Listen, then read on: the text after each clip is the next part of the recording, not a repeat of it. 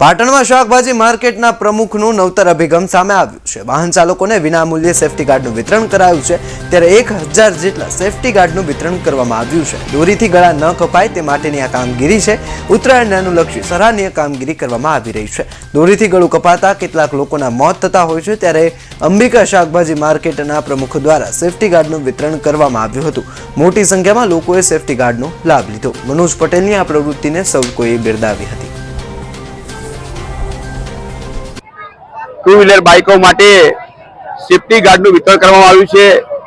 આપણે જોઈએ છે કે ઉત્તરાયણના દિવસે અગાઉ પતંગ રસિકો છે એ ઉત્સાહમાં પતંગ ચગાવતા હોય છે, પણ અત્યારે જોઈએ છે કે ચાઇનીઝ દોરીના કારણે અનેક લોકોએ ભૂતકાળમાં જાન ગુમાવી છે।